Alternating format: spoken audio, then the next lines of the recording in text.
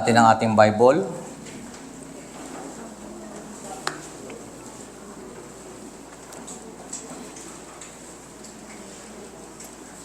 Naririto po ang salita ng Diyos. Pakamithiin ninyo ang pag-ibig. Hangarin ninyo ang mga kaloob na espiritual, lalong-lalo na ang makapagpahayag ng mensaheng mula sa Diyos. Ang nagsasalita sa iba't ibang wika ay sa Diyos nakikipag-usap at hindi sa tao, sapagkat walang nakakaunawa sa Kanya. Ngunit nagsasalita siya ng mga hiwaga sa tulong ng Espiritu Santo. Sa kabilang dako, ang nagpapahayag naman ng mensaheng mula sa Diyos ay nagsasalita sa mga tao upang patibayin ang kanilang pananampalataya, palakasin ang kanilang loob, at sila'y aliwin. Ang sariling pamumuhay espiritual ang pinapaunlad nagsasalita sa iba't ibang wika, ngunit ang iglesia ang pinauunlad na nagpapahayag ng mensaheng mula sa Diyos. Nais ko sanang kayong lahat ay makapagsalita ng iba't ibang wika, ngunit higit na gusto kong kayo makapagpahayag ng mensaheng mula sa Diyos. Higit na mahalaga ang nagpapahayag ng mensaheng mula sa Diyos kaysa nagsasalita sa iba't ibang mga wika. Maliban na lamang kung may nagpapaliwanag ng kanyang sinasabi upang makatulong sa pag-unlad ng iglesia. Kaya nga mga kapatid, kung pumunta man ako riyan at magsalita sa inyo ng iba't ibang mga wika, ano ang mapapakinabang ninyo sa akin? Wala. Makikinabang lamang kayo kung tinuturuan ko kayo na mapahayag ng Diyos nang nalalaman ko tungkol sa Kanya ng mga mensaheng mula sa Diyos at mga aral. Verse 7. Maging sa mga instrumentong walang buhay tulad ng plauta at alpa, paanong malalaman nino man kung ano ang tinutugtog kung hindi malinaw ang tunog ng mga nota? At kung hindi malinaw ang tunog ng trumpeta, sino ang maghahanda sa pakikipaglaban? Gayon din naman, paanong malalaman nino man ang nais niyong sabihin kung magsasalita kayo sa pamamagitan ng wikang hindi naman nila nauunawaan para kayong nakikipag-usap sa hangin? Maraming iba't ibang wika sa digdig, at bawat isa ay may kahulugan. Ngunit hindi ako marunong ng wikang ginagamit ng aking kausap, hindi kami makakaintindihan. Dahil nananabik kayo sa mga kaloob ng Espiritu, sikapin ninyong sumagana kayo sa mga kaloob na makapagpapaunlad ng iglesia. Dahil dito, kailangang manalangin ang nagsasalita ng iba't ibang mga wika, na bigyan din siya ng kaloob na makapagpaliwanag dito. Kung nananalangin ako sa wikang iyan, nananalangin nga ang aking espiritu, ngunit walang pakinabang ang aking pag-iisip. Ano ngayon ang dapat kong gawin? Manalangin ako sa pamamagitan ng aking espiritu, ngunit gagamitin ko rin ang aking pag-iisip o aking pananalangin? Ako iaawit sa pamamagitan ng Espiritu, ngunit gagamitin ko rin ang aking pag-iisip sa aking pag-awit? Kung nagpapasalamat ka sa Diyos sa pamamagitan ng Espiritu lamang, paanong makapagsasabi ng Amen ang isang taong naroroon kung hindi niya nauunawaan ang iyong sinasabi? Mabuti ang iyong nagpagpapasalamat, ngunit hindi nakakatulong sa pag-unlad ng buhay espiritual ng iba. Verse 18. Nagpapasalamat ako sa Diyos sapagkat ako'y nakapagsasalita ng iba't ibang mga wika, higit kaysa sa inyong lahat. Ngunit sa pagtitipon ng iglesia, mas gusto ko pang magsalita ng 5 katagang mauunawaan at makapagtuturo sa iba, kaysa libo-libong salitang wala namang nakakaunawa. Mga kapatid, huwag kayong maging isip bata. Maging tulad kayo ng mga batang walang malay kung tungkol sa kasamaan. Ngunit sa inyong pangunawa, maging tulad kayo ng matatanda. Ganito ang nakasulat sa kautusan. Sinasabi ng Panginoon, Magsasalita ako sa bayang ito sa pamamagitan ng mga taong may ibang wika, sa pamamagitan ng labi ng mga banyaga, ngunit hindi pa rin nila ako papakinggan.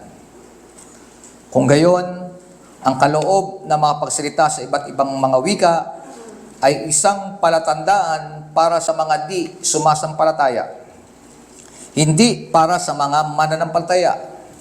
Ngunit ang kaloob na mapagpahayag na mensaheng mula sa Diyos ay palatandaan para sa mga mananampalataya at hindi sa mga sumasampalataya. Kaya't kung sa pagtitipon ng iglesia ay nagsasalita ng iba't ibang mga wika ang lahat at may dumating na mga taong di nakakaunawa o di sumasampalataya, hindi kaya nilang sabihing sira ang ulo ninyo. Ngunit kung ang lahat na nagpapahayag na mensaheng mula sa Diyos at dumating doon ang mga hindi nakakaunawa o di sumasampalataya, makikilala niyang siya'y makasalanan. Madarama ang kanyang tunay na kalagayan at malalaman niya ang mga lihim ng kanyang puso. Kaya't luluhod siya sasamba sa Diyos at sasabihin, talagang ang Diyos ay nasa inyo. Ano ngayon ang kahulugan ng lahat ng iyon, mga kapatid? Kung ang inyong pagtitipon ay may umaawit, may nagtuturo, may naghahayag ng kalooban ng Diyos, may nagsasalita sa iba't ibang mga wika, at mayroon namang nagpapaliwanag noon, gawin ninyo ang lahat ng iyan sa ikaunlad ng iglesia. Kung may magsasalita sa iba't ibang mga wika, sapat na ang 2 o 3, salit-salita na sila, at kailangan may magpapaliwanag ng kanyang sinasabi. Ngunit kung walang magpapaliwanag, manahimik na lamang ang bawat isa at makipag-usap ng sarilinan sa Diyos. Hayang magsalita ng 2 o 3 tao na tumanggap ng kaloob na mapagpahayag ng mensahe mula sa Diyos at timbangin nawa ng iba ang mga sinasabi nila. Kung isa sa mga nakaupo roon ay tumatanggap ng pahayag mula sa Diyos, tumigil muna ang nagsasalita, sapagkat kayong lahat ay maaring isa-isang magpahayag ng mensaheng mula sa Diyos upang matutong lahat at mapalakas ang loob nila. Ang kaloob na nagpapahayag ng mensaheng mula sa Diyos ay dapat napipigil ng tumanggap ng kaloob na iyon, sapagkat ang Diyos ay di nalulugod sa kaguluhan dahil siya ang Diyos ng kaayusan at kapayapaan. Gaya ng dapat mangyari sa lahat ng iglesias ng mga hinirang ng Diyos, ang mga babae ay kailangang manahimik sa pagtitipon sa iglesia, sapagkat hindi pinahihintulot sa kanila sa ganoong mga pagtitipon ang magsalita. Kailangang sila'y pasakop gaya ng sinasabi ng kautusan. Kung meron silang nais malaman, magtanong sila sa kanilang asawa pagdating nila sa bahay, sapagkat kahihiya siyang magsalita. Sapagkat kahihiyahiyang magsalita ang isang babae sa loob ng iglesia. Inakala kaya ninyong sa inyo nagmula ang salita ng Diyos, o kayo lamang ang tumanggap nito? Kung inakala ninyo man na siya'y tumanggap ng pahayag mula sa Diyos o anumang kaloob ng Espiritu, dapat niyang kilalanin na ang sinusulat ko sa inyo ay utos ng Panginoon. Ang ayaw kumilala nito ay huwag din niyang kilalanin. Kaya mga kapatid ko, hangarin ninyo na makapagpahayag na mensaheng mula sa Diyos, ngunit huwag ninyong ipagbawal ang pagsasalita sa iba't ibang mga wika, kaya lang gawin ninyo lahat ng bagay sa wasto at maayos na paraan. Ito pong salita ng Diyos. Tayo po'y manalangin. Nagpapasalamat po kami, aming Diyos, sa umagang ito, aming Ama, sa mga salita mong aming narinig. Alam namin, Panginoon, na ang bawat bigkas ng salita mula sa iyong mga salita ay mga bagay na makapagbibigay sa amin ng paglago.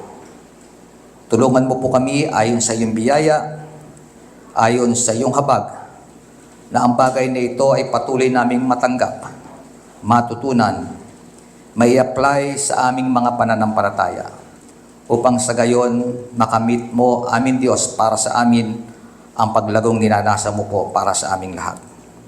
Hindi po namin ito mauunawaan kung hindi kayo po ang aming maging tagapagpaliwanag.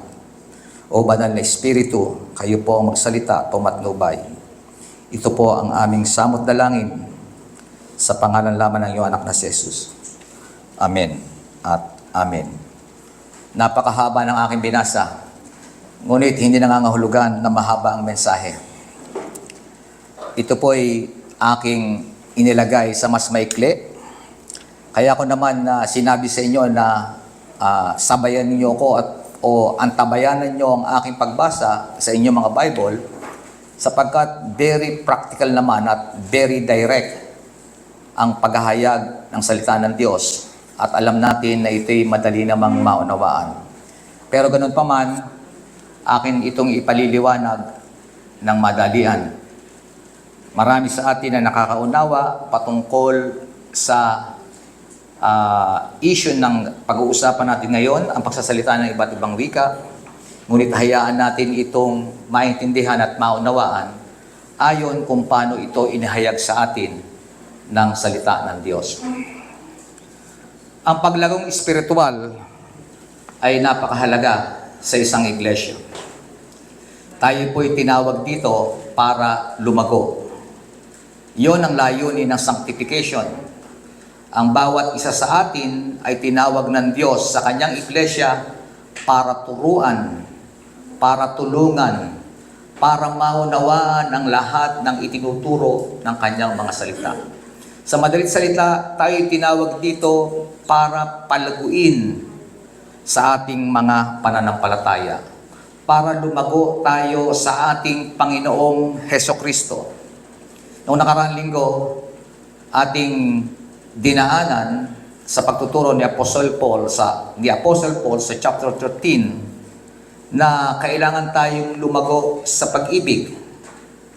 Kailangan ng bawat isa sa atin ay nasaing lumago sa pag-ibig ng ating Panginoong Hesukristo sapagkat ito ang pinakamahalaga sa lahat. Ngayon naman, muling pag-uusapan natin ang tungkol sa paglago, hindi lamang sa pag-ibig, kung hindi maging sa ating pag-iisip. Tumatakbo ba ang inyong mga isipan sa mga oras na ito? Sapagkat ito ang ating topic ngayon. Sa ating pagsamba, sa ating pakikinig ng Diyos, sa ating paglilingkod, mahalaga na gumagana ang ating mga isipan.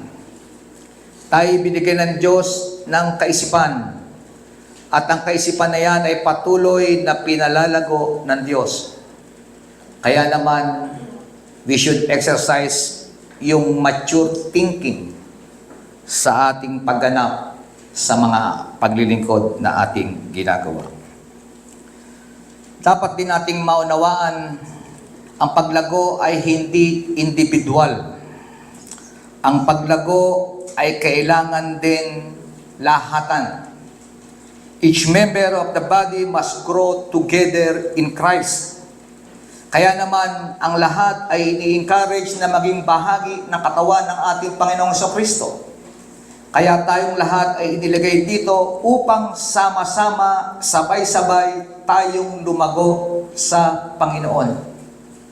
Hindi ko masasabing ako'y lumalago kung ang kongregasyon na aking pinaglilingkuran ay hindi lumalago.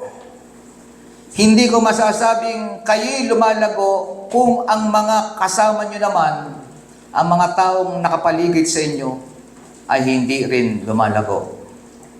Ang responsibilidad ng bawat sa atin, sa tulong ng Banal na Espiritu, ay sama-samang lumago sa ating Panginoong Hesukristo bilang isang katawan. At napag-alaman natin sa pagtuturo ni Apostle Paul, upang ang katawan ay lumago, the Spirit equipped them by various spiritual gifts. Yan po ang tinalakay natin sa chapter 12. Ano nga ba ang layunin ng mga kaloob? Para tulungan ang iglesyang maging matatag. Kaya binigyan tayo ng mga spiritual na kaloob para patatagin ang iglesia natin dito sa CRCC. Yun ang layunin ng mga spiritual na kaloob. Ang bawat mga spiritual na kaloob ay pinagkaloob upang palakasin at patibayin ang iglesia sa kanyang paglilingkod. Ang bawat espiritual na kaloob ay mahalaga. Ang lahat ng kaloob kailangan ay pantay-pantay at walang nakakaangat dito sapagkat yun ang layunin ng Banal na Espiritu. Ang bawat kaloob ay mahalaga. Sila'y ginagamit ayon sa nais ng Banal na Espiritu. Walang nakakaangat na kaloob more than sa iba. Kaya naman, ang usapin patungkol sa paggamit ng mga kaloob na ito sa pananambahan ay naging problema sa Iglesia sa Corinto.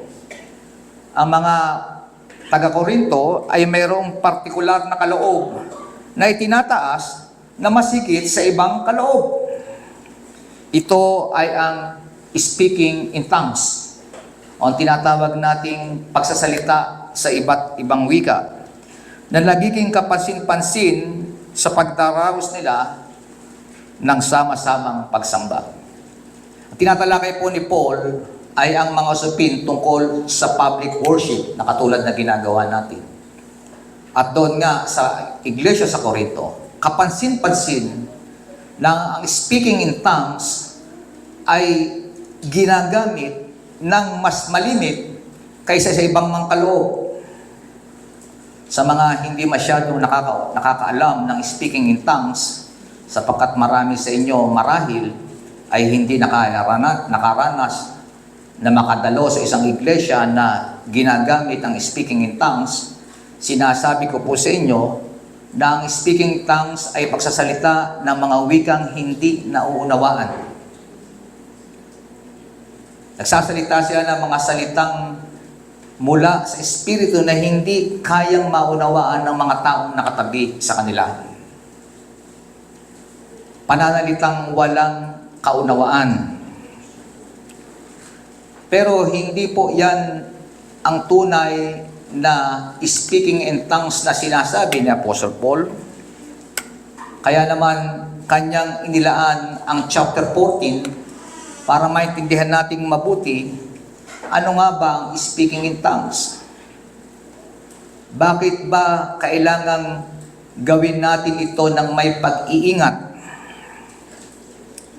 Chapter 14 is about the exaltation of the gift of tongues na nagiging dahilan ng kaguluhan sa church sa Corinth. Ano ba ang gift of tongues? Makikita natin ang gift of tongues ay lumabas, ay unang nagmanifest ang pinomeno na ito doon sa aklat ng Acts noong Pentecost, kung saan ang mga alagad ng Panginoon at mga unang mananampalataya na tinawag ng Panginoon ay nagsalita sa iba't ibang wika. At sa kanilang pagsasalita ng iba't ibang wika, napagkamalan nga silang mga lasing ng mga taong nakikinig sapagkat sila'y puspos ng banal na espiritu sa kanilang pagsasalita. Kasabay ng malakas na hangin at dugundaw ng hangin, bumaba sa kanila ang dilang apoy at sila'y nagsalita na nga ng iba't ibang wika. Ngunit sa kanilang pagsasalita, bagamat hindi nila naunawa ng kanilang sinasabi sa kapuspusan ng banal na espiritu, ang mga taong nakapaligid sa kanila ay himalang naunawaan ang lahat ng kanilang sinasabi. Kaya naman sa kanilang pagsasalita, ito po ay may kabuluhan sapagkat bagamat ang salita na kanilang binibigkas ay hindi nila naunawaan, yung mga taong naroroon, yung mga dayuhang naroroon sa kanilang tabi na hindi kapareho ng kanilang wika, sapagkat hindi nila wika yung kanilang sinasabi at pinapahayag. At tataka sila sapagkat itong lahat ng ito ay nauunawaan ng mga taong nakapaligid sa kanila. Yan po ang unang na-encounter natin ang speaking in tongues dito sa Acts. At mayroon pang dalawang bagay, no po, dalawang parte pa doon sa kanilang pangangaral ng mga salita ng Diyos. At kapagkatapos na may pangaral ng salita ng Diyos, makikita natin na ang bawat isang nakarinig, pagkatapos sila ay magsasalita ng iba't ibang wika. Karamihan sa mga itinala sa salita ng Diyos sa Acts na kung saan nakita natin ang pagsasalita ng iba't ibang wika palaging naroroon ay ang mga dayuhan. Sa lahat ng pagkakataon, laging ang na-encounter ng mga alagad ay mga dayuhan. Pero ito po ay ng panahon na ang iglesia ay nagsisimula. Noong panahon na tinawag ng Diyos ang kanyang mga alagad para ipangaral ang mabuting balita sa lahat ng bansa. Ang 12 alagad ay binigyan ng kakayahan at ang mga unang mananampalataya magsalita ng iba't ibang wika, sapagkat nakikita naman natin ang sense kung bakit. No po? Wala pang interpretation ng mga panahon na yon. Wala pang nakapag-aaral ng ibang wika.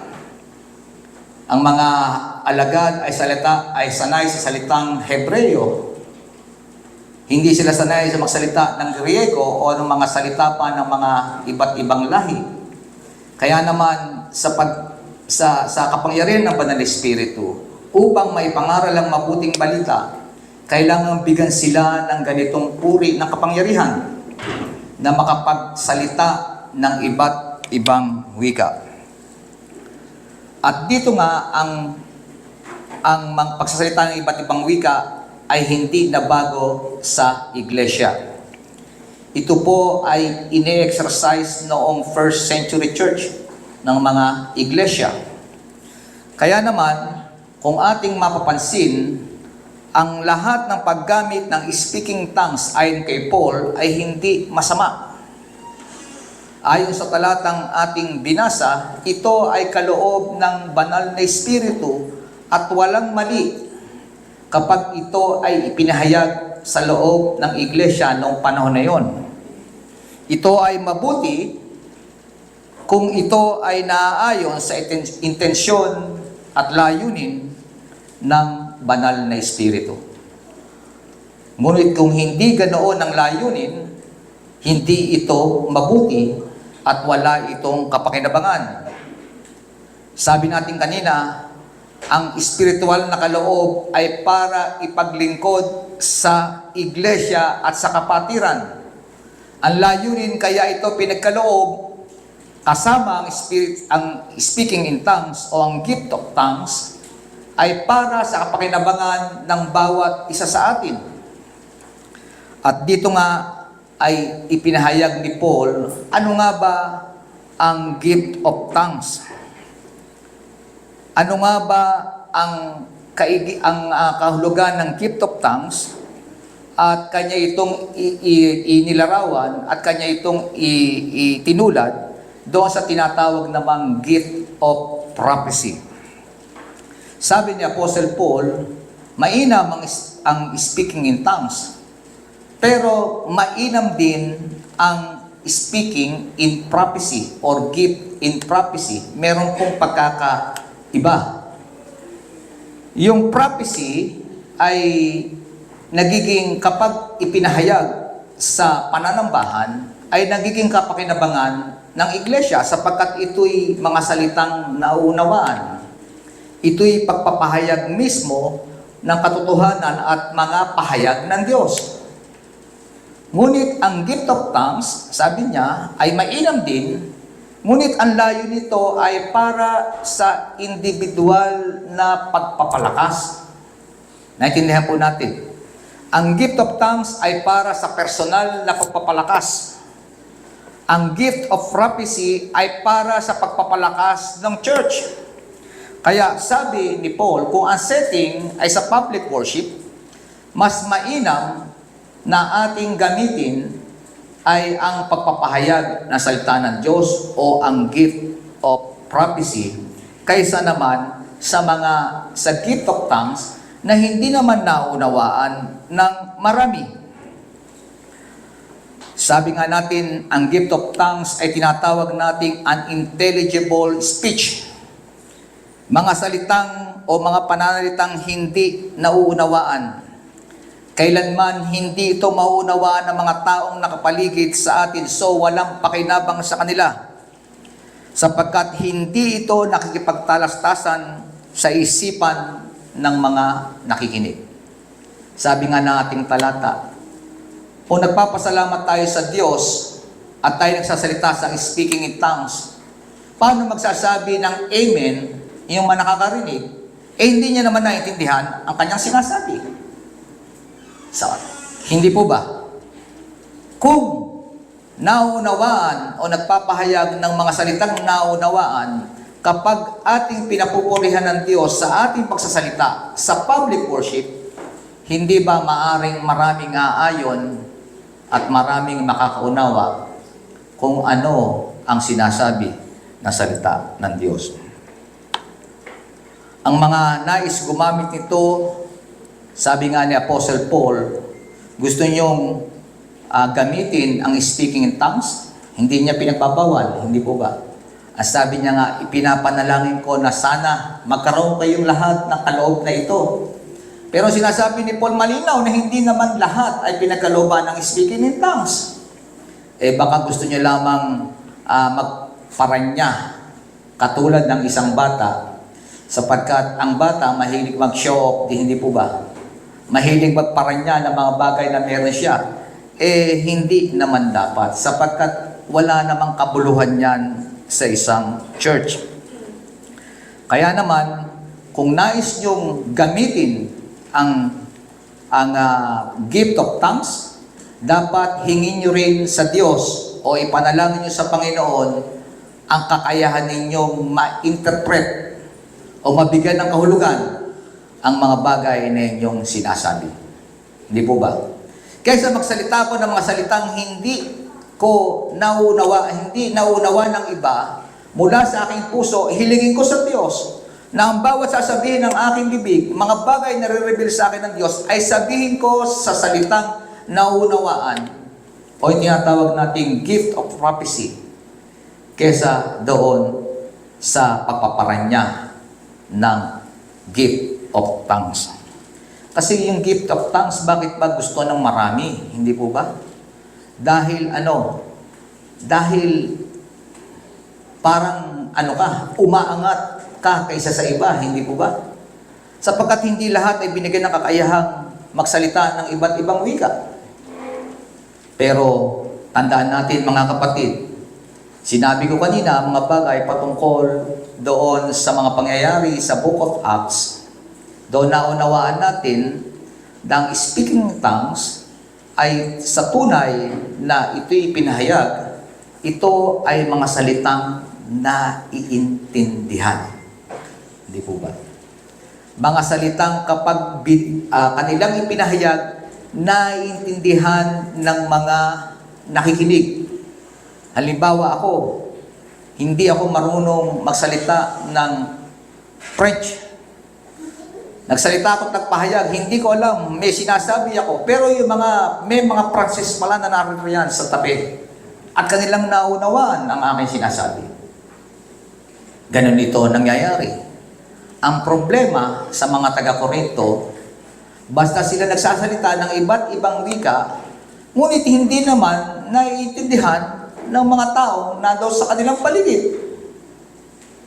So, imbis na magbigay ng impormasyon, imbis na magbigay ng mga bagay na dapat makapagpalago sa kanila, ang pagsasalita ng iba't ibang wika ay nagdudulot ng kalituhan.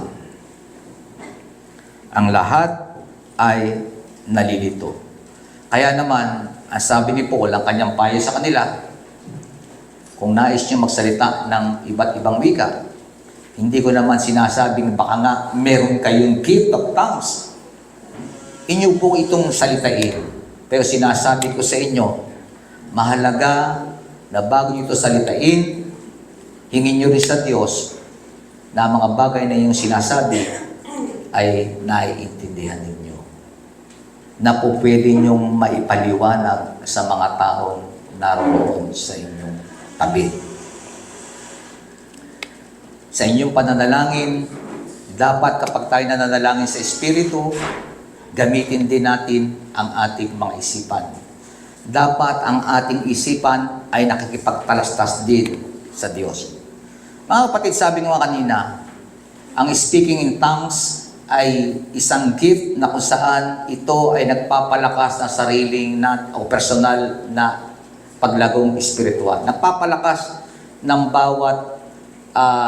nagpapalakas personal na bawat isa. Yun ang speaking in tongues. At ito yung nagiging mahahayag sa atin every time na tayo nananalangin ng personal sa loob ng ating mga kwarto, mag-isa tayong nananalangin. May mga panahon na sa sidhi ng ating pananalangin, hindi natin alam kung ano ang lumalabas sa ating mga bibig. Wala pong masama doon. Sapagkat ang Diyos ang nakakatalos ng laman ng ating puso. Hindi man malinaw na sinasabi ng ating bibig, nauunawaan yon ng Diyos na ating kausap. Ngunit kung ito ay personal, na po. Ngunit kung ito ay nasa panahon na tayo nasa public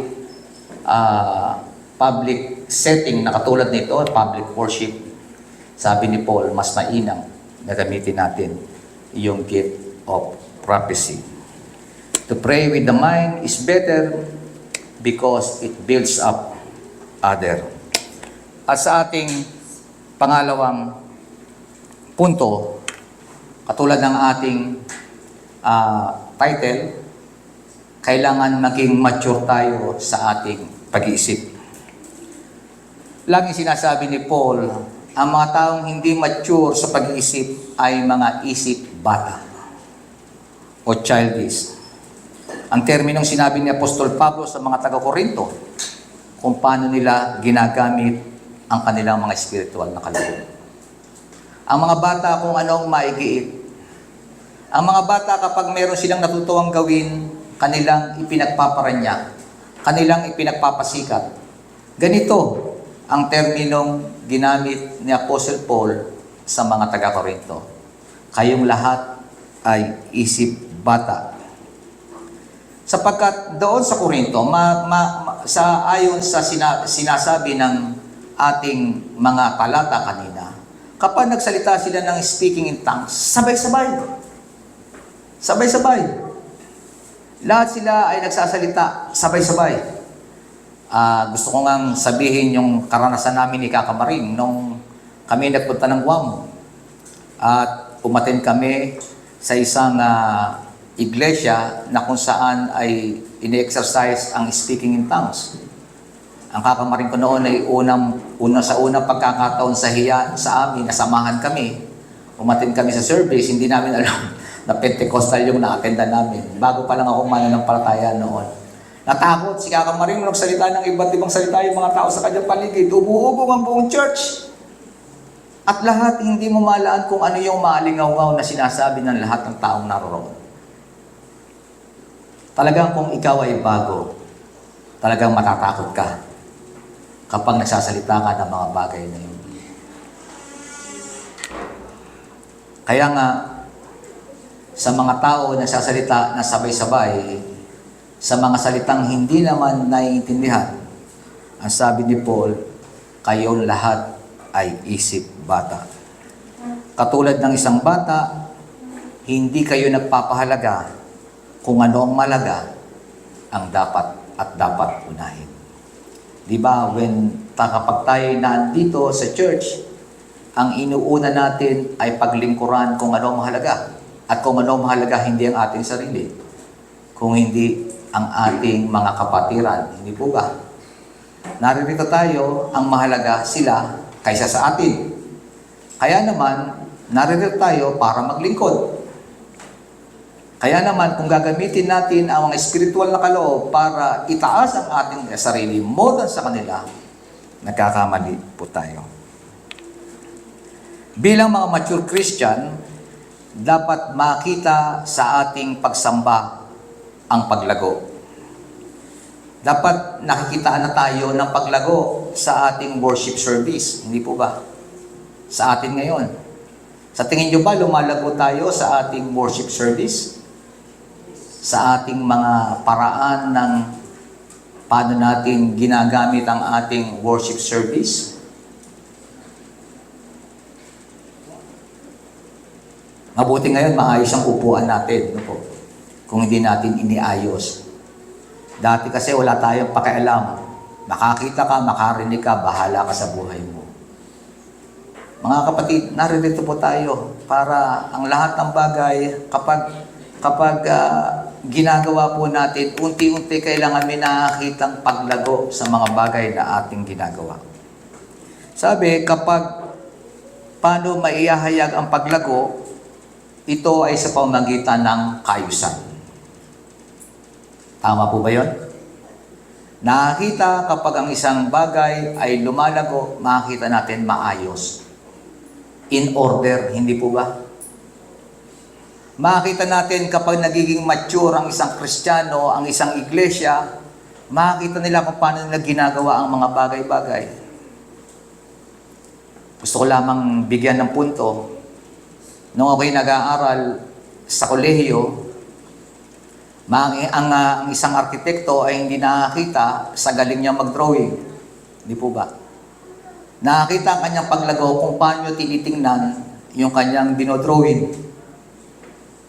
Lahat na habang pag ikay bago pa lang nagde-design ng mga proyekto ng mga bahay, lahat gusto mong ilagay doon sa bahay na gagawin mo.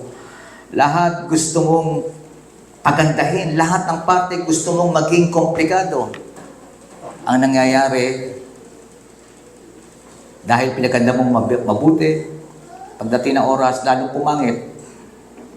Pero habang lumalaon, makikita yan. Habang tumatanda ka sa paggawa, lalong nagiging simple ang mga bagay. Yung mga complex, nagiging simple. Ano po? At yun ang ganon din sa paglago. Dapat ang mga bagay na nakapagbibigay ng kalituhan, dapat nagiging maayos sapagkat kapag may kaayusan, nauunawaan. Hindi po ba? Madaling i-communicate.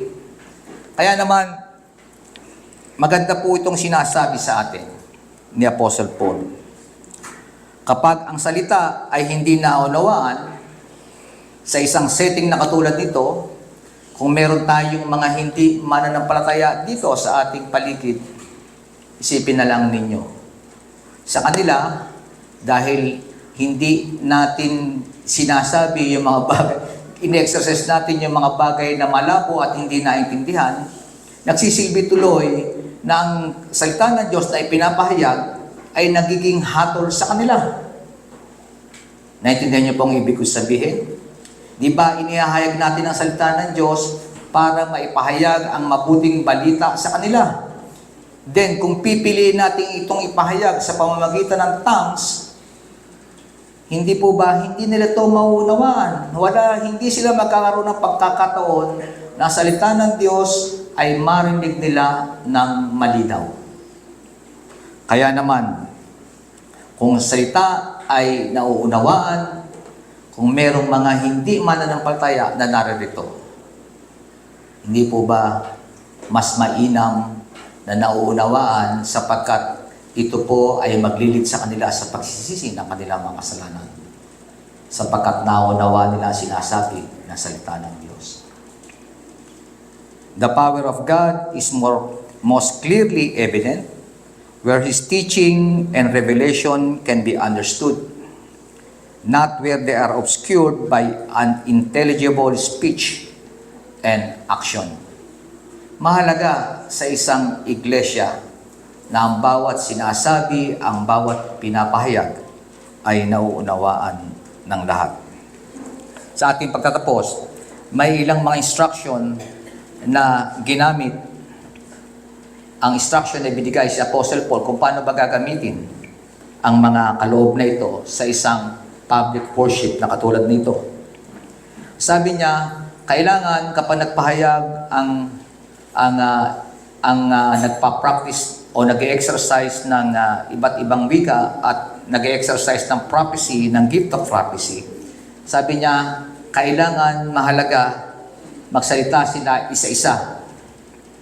Hindi sabay-sabay. Ang sinasabi rito, hindi po ito pinagbabawal ng panahon nila. Hindi po ito pinagkakait sa mga taong nais magsalita, lalo na sa Korinto. Pero kung kayo magsasalita, mag-intayan kayo. Pagkatapos ng isa, saka magsalita ang iba. Bakit?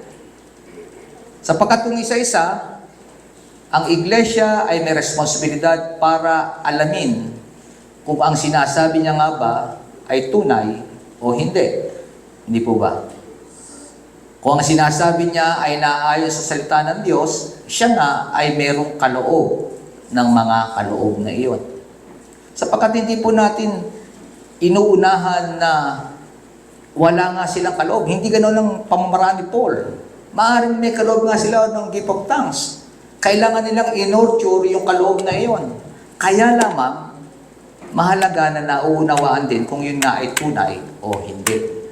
Kaya naman yun ang responsibilidad ng church. Magsalita kayo isa-isa. Para ngayon, maintindi natin, yan ba ay totoo o hindi? Ikaw nga ba ay may gift of tongues o wala? Ikaw nga ba ay may gift of prophecy or wala?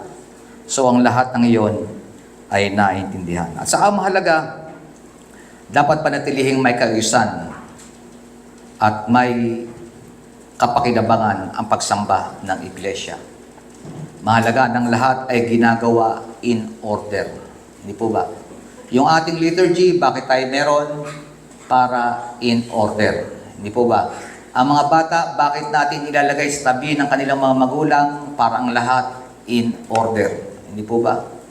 Ang mga, bakit ang iba sinasaway natin na mag-ingay during worship service? Para ang ating service ay in order. Lahat po yan ay responsibilidad natin bilang mga lumalagong mananampalataya. Bakit ba ang bawat isa ay merong dapat umawit kapag araw ng pananambahan?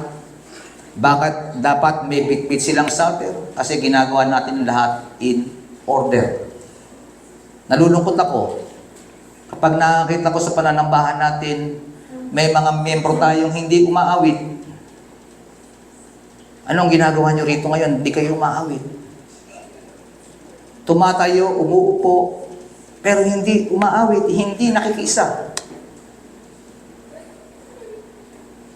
Yon ay isip bata. Hindi lumalago. Ang pag-awit ay paraan ng pagpupuri sa Diyos. Ano gusto nyo? Ibalik natin ang drum set para kayo umawit? Nakakalungkot. Kapag nag-recite ng Nicene Creed, hindi nakikisa. Kapag nag-recite ng pagsisisi, hindi nagsasalita.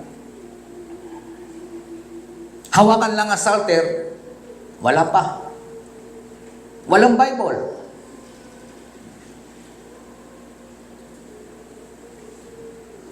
Lahat ng bagay ay ginagawa natin ng may kaayusan. Pumasok kayo sa eskwela at wala kayong dalang ballpen.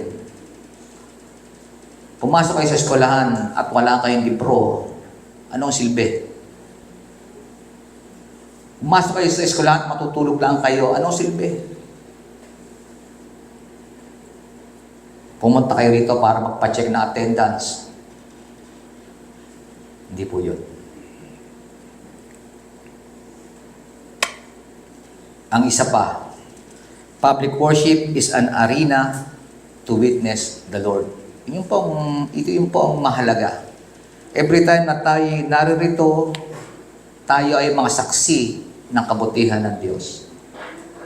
Kung ipinagbabaliwalaan niyo ang pagpunta rito, na parang ganun lang, hindi kayo witness ng Diyos. Worship service that do not follow a particular structure fail to bear witness to our God. Hindi natin napapupurihan ng Diyos. Hindi tayo mabuting saksi ng kabutihan ng Diyos ng kaayusan. Isa pa sa binabanggit dito ay ang kababaihan. Ang mga kababaihan na sinasabihang manahimik sa loob ng iglesia. Ngayon ko lang naintindihan bakit kailangan manahimik ang mga babae sa loob ng iglesia. Sapagkat kapag babae nagsalita, kahit hindi nagsasalita ng tongues, ganun din, magulo pa din. Pareho. Hindi po ba? Kaya naman, napakahalaga, biro lang po yun po. Pero bakit ba inaalaw, bakit ayaw ni Paul na ialaw ang mga babae na magsalita? Bakit wala silang bahagi sa isang publikong pananambahan ng iglesia? Paul's justification for limiting the church public teaching ministry to men is grounded in the law's teaching that women should be in submission. Ito pa rin ang issue ng pagsusuot ng belo, di ba? Sa public worship, ipinakikita ng babae ang kanilang pagpapasako. Kaya naman, they are not allowed na maging bahagi o manguna sa mga pampublikong pagsamba sa mga public worship. Wala pong nagpapaawit ng babae. Ano po? Ginagawa natin ito nung una, nung bago pa lamang tayo. Pero wala pong nagpapaawit ng babae, walang pastorang babae, walang tagapagturong babae, sapagkat ito ay binigay ng Diyos sa mga kalalakihan. Sapagkat ang role ng babae ay palaging in submission sa mga kalalakihan. Ang babae, ang wife, ay in submission to his husband. Kaya napakahalaga, nauunawaan natin dito. Ano pa ba? Gusto ko lang tingnan, gusto ko lang linawin sa ating lahat sa ating pagtatapos. Ang gift of tongues, ang gift of prophecy, ang mga bagay na ito'y pinag-uusapan noong panahon ng first century church. Sapagkat buhay pa ang mga apostol. Intindihan po natin? Naroroon ang mga apostol para tingnan ang pagsisimula ng iglesia, ang paglago ng iglesia, at ang lahat ng espiritual na kaloob na ito ay present sa ministry ng church. Including this important topic natin ngayon, yung speaking in tongues, the gift of tongues, and gift of prophecy. Pero pagkatapos ng first century church, noong nangamatay na ang ating mga apostol, ang mga apostol ng ating Panginoong Jesucristo, sinasabi ng ating kasaysayan, ng ating iglesia, the church fathers noted that the gift of tongues and prophecy had passed away. Wala na po yan ngayon. Bakit wala na ngayon? Because we have the Bible. Pareho naman ang layo ng speaking tongues and speaking in prophecy. Ipahayag ang revelasyon, ang pahayag ng Diyos. Eh bakit magpapahayag pa sa ganoong paraan? Eh may Bible na nga tayo.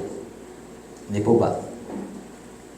Hindi ba sa ngayon, kapag nagsalita ka ng prophecy dito, sabihin kong itong sinabi ng Diyos sa akin kaninang umaga at gusto kong i-share sa inyo. Paniwalaan niyo ba ako? O kaya, magsasalita ako ng iba't ibang wika. Sinabi ng Diyos, nagsasalita ako sa tinig ng anghel. Maniniwala ba kayo sa akin? Ang tanong, baliwala ang Biblia kung may bago pang revelasyon ang Diyos. Malinaw ang sinasabi ng aklat ng Hebrew. God speaks, pinaka-final, sa pamamagitan ng kanyang anak, ang ating Panginoong Jesucristo. Wala nang new revelation ngayon. Wala nang mga speaking in tongues na yun na nagpapahayag din ng mga revelasyon ng Diyos. Ang lahat ay nakatala na sa kanyang mga salita. So, salamat sa Diyos at tayong lahat na naririto ay nauunawaan ng mga bagay nito. Pero ganoon pa man din, pinipilit at sa aming buong lakas, sa tulong at gabay ng Espiritu, pinipilit naming ihayag ang salita ng Diyos sa pinakamalinaw na dapat ito ihayag. Pero naroon pa rin ang mga bagay na kailangan gawin ng bawat isa sa atin, patuloy na pakinggan ang itinuturo at patuloy na lumago sa kanilang pagkaunawa sa lahat ng pinapahayag ng salita ng Diyos. Hindi po ba? Kasi kung matutulog lang tayo ng matutulog, wala din. Kung nandyan naman tayo at hindi naman tayo makikinig, wala din. Kung hindi naman natin ilalaan ang ating sarili sa pag-aaral at pangunawa, wala din. Kahit naiintindihan natin na unawaan ang sinasabi ng malinaw dito sa pulpito. Kaya sa ating lahat, mga kapatid, Huwag na tayo mag-isip bata. Mature in our thinking. Lahat kayo may pag-iisip, hindi po ba? Alam nyo lahat ang inyong ginagawa, hindi po ba? Matalino pa nga kayo sa akin eh. Pero gamitin natin yan para maging malago sa ating Panginoong Kristo. Tayo pong lahat ay manalangin. Salamat po Panginoon sa mga aral na aming tinanggap sa pagpapaliwanag ng mga patungkol sa mga spiritual na kaloob na napakahalaga sa amin sa panahon na ngayon na kung paano ay natuturuan po kami na ang mga bagay na aming ginagawa sa mga panahon na ito ay dapat kakitaan ng paglago, lalo na naaaral po namin at narinig ang mga katuruan ng mga unang iglesia na kung saan nangyari ang mga bagay na ito. Salamat po Panginoon sa pagpapala na iyong mga salita. Patuloy mo po kaming tulungang lumago sa aming pananampalataya. Makita po ang aming sarili. At lalo na sa aming pagsasagawa ng public worship, ng aming pagsamba, tulungan mo po kami na maiayos ang lahat ng ito. Ang bawat isa ay makilahok, makiayon, makiisa sa gawain ng paglago ng iyong church, ng iyong iglesia. Tulungan mo po kami na sa paraan na itinuturo na iyong mga salita, patuloy po kami makasamba sa inyo ayon sa ninanais mo aming Diyos. Kaya po Panginoon, kayo po ang patuloy na magkaloob sa amin, nakapangyarihang may sa pamuhay ang mga bagay na aming narinig. Sa tulong at biyaya mo sa pangalan ni Jesus. Amen at amen.